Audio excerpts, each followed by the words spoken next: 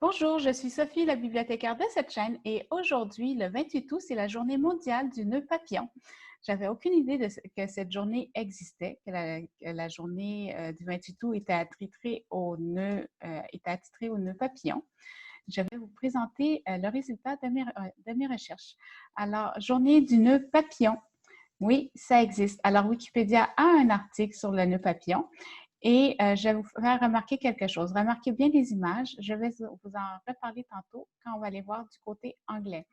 Alors, moi, parmi les personnages de fiction que j'aime beaucoup, ici, on peut voir les personnages de fiction qui ont porté le nœud papillon.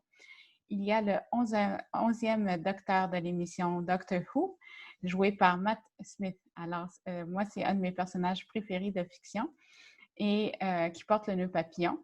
Et il y a aussi Passe-Montagne, qui est ici. Alors voilà, Passe-Montagne, dans la télésérie Passe-Partout, très, très, très connue des Québécois. Passe-Montagne qui porte le nœud papillon. Alors, dans les livres sur le nœud papillon, il n'y en a vraiment pas beaucoup. Il y a une maison d'édition qui porte le nom nœud papillon. Il y a un récit qu'on trouve avec le nœud papillon.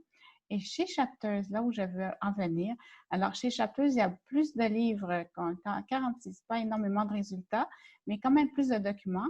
Et ce qu'on peut voir, c'est que pour ce qu'on appelle bow tie en anglais, le nœud papillon, alors en anglais, on trouve beaucoup plus le nœud papillon porté aussi par les filles et pas seulement par les hommes. Alors, on voit qu'il y a quand même une petite nuance linguistique et pourtant même en français, au Québec, les filles vont porter le nœud papillon, mais on va plutôt parler de boucle ou attache-cheveux. À la bibliothèque, seulement 21 résultats pour le nœud papillon.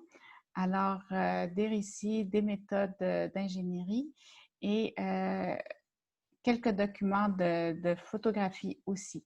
Alors, il n'y a vraiment pas beaucoup d'informations sur le nœud papillon. Alors, s'il y en a qui s'intéressent à ce sujet, ça pourrait être une bonne chose de créer des livres sur le document. Et tout se passe en ligne sur Internet. Alors, si vous cherchez à faire des nœuds papillons, à les créer vous-même, alors là, il y a beaucoup, beaucoup, beaucoup de tutoriels pour savoir comment faire, comment créer les nœuds papillons. Alors, sur ce, je vous dis à bientôt pour une autre émission de la bibliothécaire.